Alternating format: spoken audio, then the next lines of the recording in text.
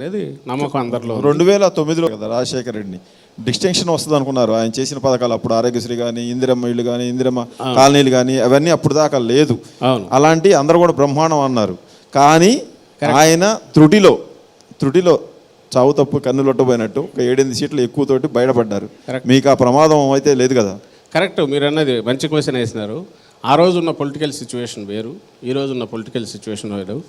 ఒక రకంగా చంద్రబాబు నాయుడుకి థ్యాంక్స్ చెప్పాల్సిందంటే పూర్తి పోలరైజేషన్ దిశగా పోయింది. స్ట్రైట్ ఫైట్ ఈరోజు అటు ఉన్నాం ఇటు ఉన్నాం. రెండవది, ఆ రోజు రాజశేఖర రెడ్డి గారు ఒక నేషనల్ పార్టీలో ఒక స్టేట్ లీడర్గా ఉన్నారు. ఆయనకున్న పరిమితులు చాలా ఉన్నాయి. ఆయన టికెట్ల ఫైనలైజేషన్ కానీ ఇంకోటి కానీ సెలక్షన్ అన్నిట్లో కూడా ఆయన గ్రూపులు ఇవన్నీ తట్టుకొని ఇది లేదు. ఈయన సొంత కష్టం మీద నిర్మించుకున్న పార్టీ. అలాగే సోషల్ మీడియా పెరిగింది, కిందికి జనం లేక బాగా వెళ్ళగలిగింది. ఎంత రిస్కో దీనివల్ల అంటే ప్రజలు ఎప్పటికప్పుడు ఒపీనియన్స్ మార్చుకునే ప్రమాదం ఎంత ఉందో, అట్ ది సేమ్ టైం మనమేంది అనేది ఎప్పటికప్పుడు తెలియజెప్పడానికి కూడా అవకాశం పెరిగింది.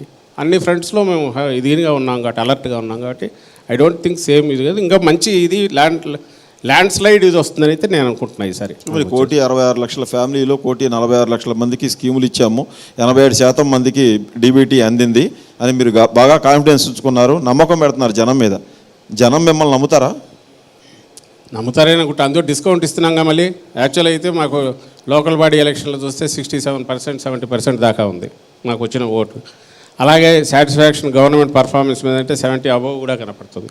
అవన్నీ డిస్కౌంట్ ఇచ్చి మేము అనుకోవడం, ఇప్పుడు ఏ చేసినా జనరల్ ఎలక్షన్స్ డెమోక్రసీలో అది చాలా సీరియస్ ఇదే ఉంటుంది.